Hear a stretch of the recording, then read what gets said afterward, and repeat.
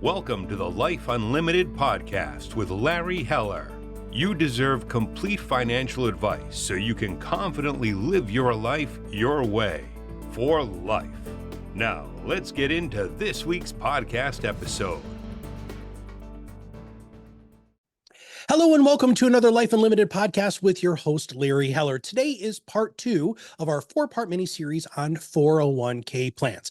Now, today we're going through fiduciary governance. And Larry, you have so much to cover when it comes to fiduciary governance. Where do we even begin?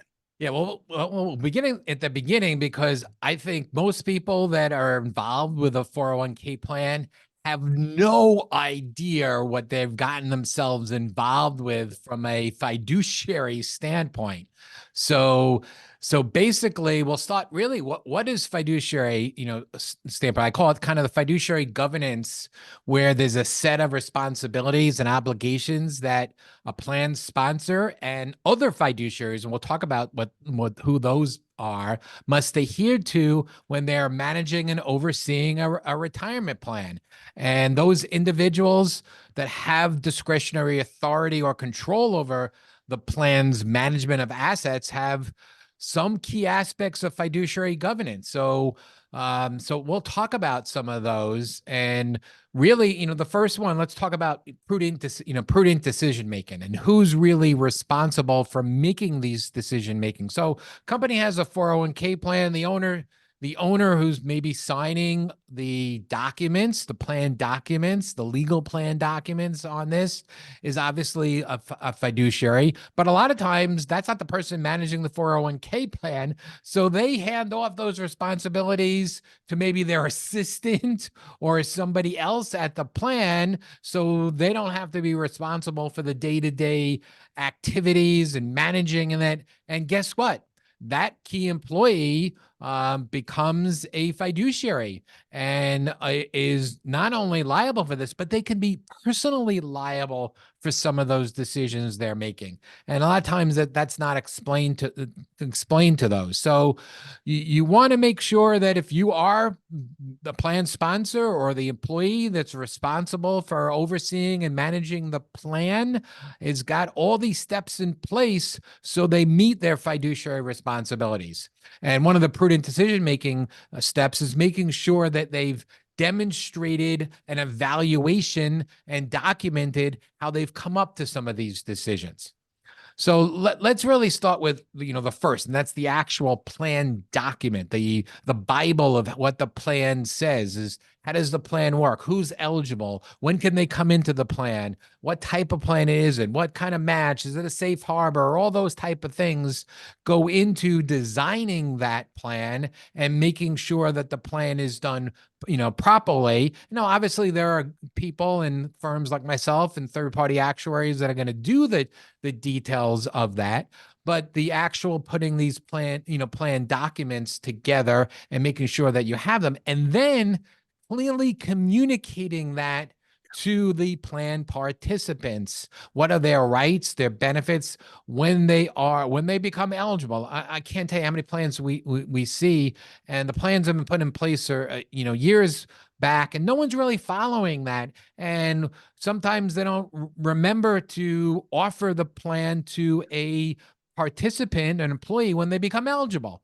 And unless the employee says something, they don't get the ability to enter the plan on when they should be and when their timely should be. So, for example, if your plan has, let's say, a 1-year waiting period, and then you're eligible the next quarter, you should be getting notified before that time frame is. And you're now eligible. Here's where that is. So making sure that you have the documentation and you have that.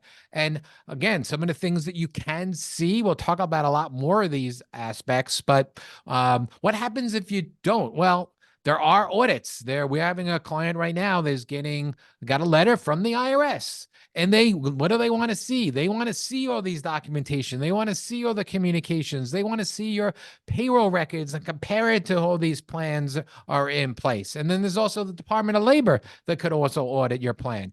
So it's real important that you have proper documentation and communication, not just specifically on the investments. Well, it's also really important because one of the things that we're finding out as business owners regularly is employee benefits are one of the main reasons why people want to stay with an organization. And a 401k is pretty much a core benefit. And if you're not offering this in a timely manner, in the right way with good communication, you could lose employees to a firm that is offering something like what you're talking about here, Larry. Isn't that correct? That's correct. I mean, putting a plan in place, there are some employees that put it in place because they just need to have the minimum on this, and others that really understand it helps to attract and retain key employees if you have the plan set up properly. And we've talked about some of those in the plan design more, so you can go back and listen to the podcast on part 1, plan design, and we'll cover some more things on parts 3 and 4.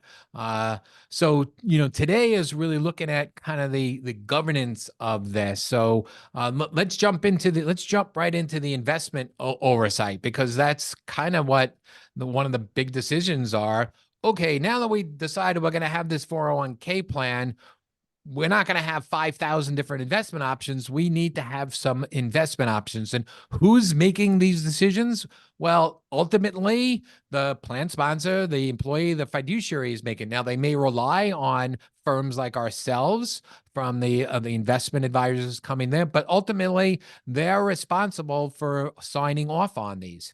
So you want to make sure you have a plan that has proper diversification in the funds, low cost funds.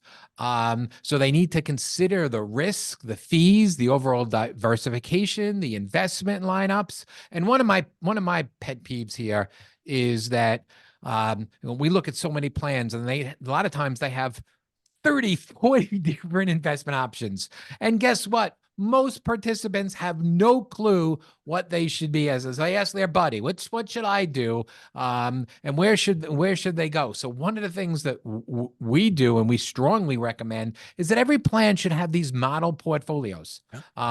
We make them really simple, anywhere from conservative to aggressive, and 5 different portfolios with different flavors in between, that we're actually managing them. And you know what? For all of our plans, I'll ask you, Matt, I'll ask you a question, put you on the spot. What % do you think of plan participants select one of the model portfolios rather than picking the funds themselves?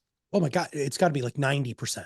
Okay. So it's not that high. It's, 75%, but yes. I mean, there are some plans where we see almost 100%, but in all, 75% select one of the model portfolios rather than selecting them themselves. And then they put these plans in place, and they put these investments in place, and they never touch them again. They never look at them again. They never have somebody else look at. Well, the world changes, and funds change and things change. So you need to be able to look at that and review the plans. We call it a benchmarking, and to see how those funds that you have compare with the industry standards out there, so that you're up to date. You're doing that. We'll talk a little bit more about some lawsuits and things that have come up a little bit later here on some of the issues here.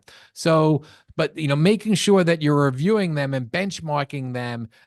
In our practice, we review all the funds every quarter, and we have a system that structure that looks in and see if the fund, how that's performing, and whether it needs to be replaced at some point down the road. So you don't have to do it every quarter, but you need to be reviewing those funds on an ongoing basis. Let's talk about some of the other, responsibilities. Some of them are simple, like being impartial and duty of loyalty. In other words, don't select your buddy, your friend, just to put the 401k in place without making sure that you're doing your due diligence. We talked about the fees and the reasonableness of the fees, and what has happened over the last few years. There has been numerous lawsuits. Now they've gone after big bigger plans, obviously, and the attorneys have filed actions that the fees were excessive, and some of these had what's called revenue sharing, or some of them had funds where there's a exactly same fund with lower fees, and they've sued these big firms, and they've won.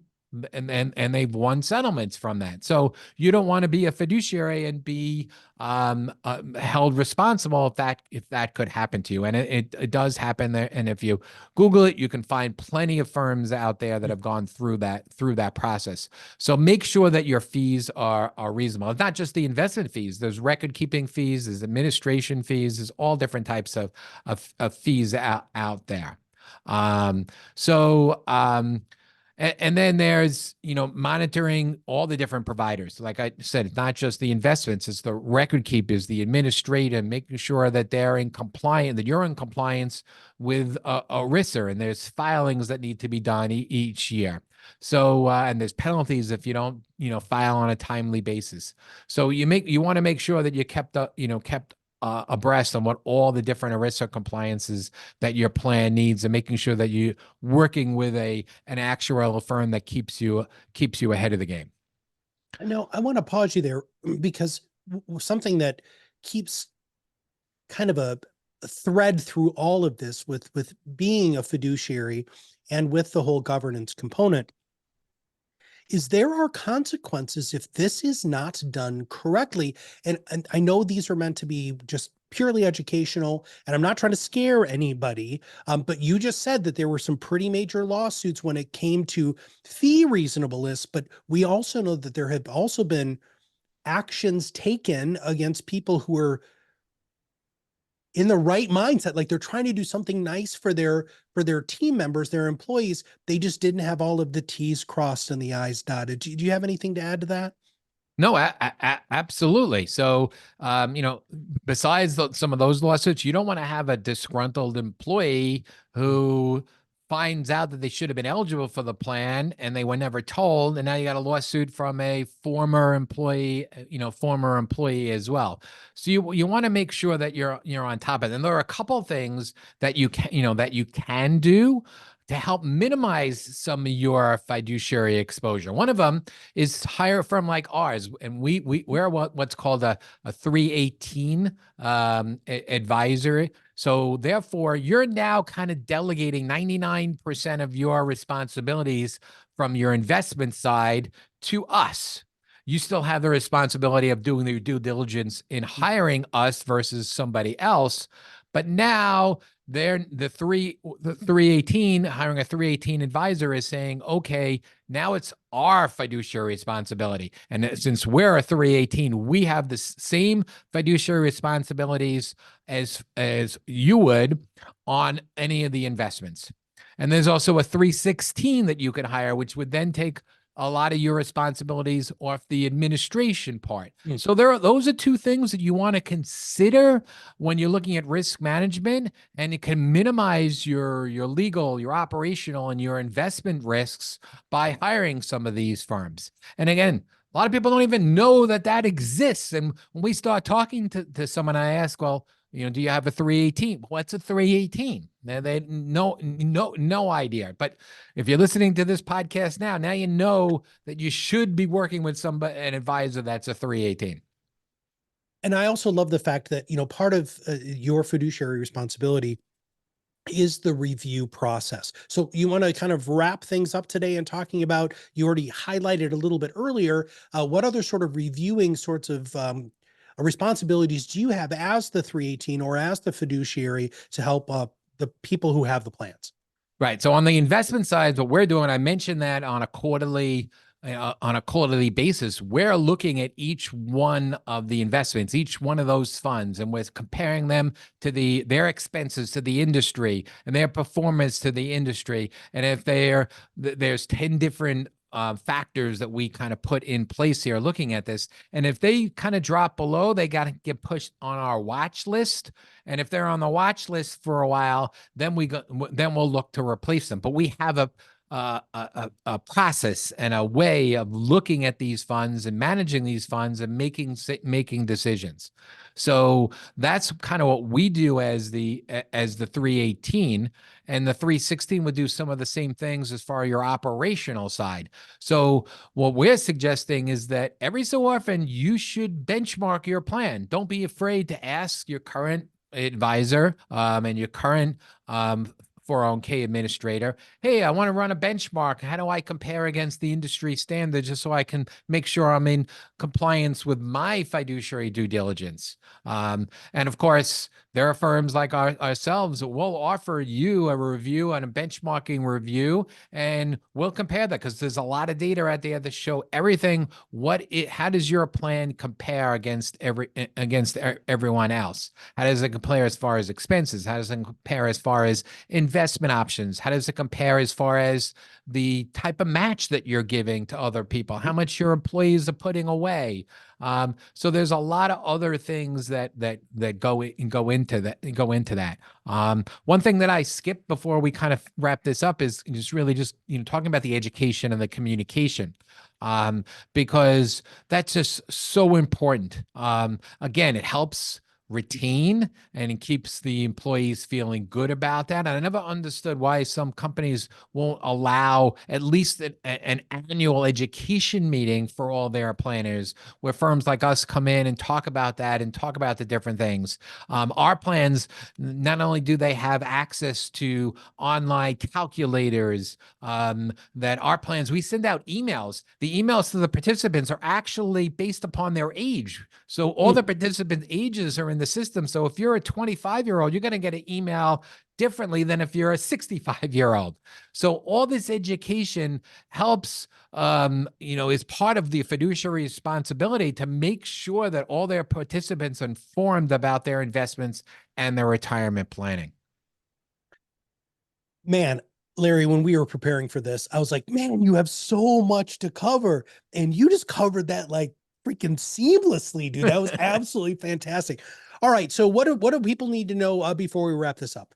Yeah. So if anyone wants a fiduciary, benchmarking report, feel free to go onto our website, hellowealthmanagement.com, and they can actually click right on there and they can schedule a call with us so we can get you your own benchmarking report, or feel free to call the office 631-248-3600 to set one up with us. Listen, everybody, it is so vitally important that you have all of your T's crossed and your I's dotted with this. It is one thing to have the great intentions to be able to provide wonderful benefits to all of your team members.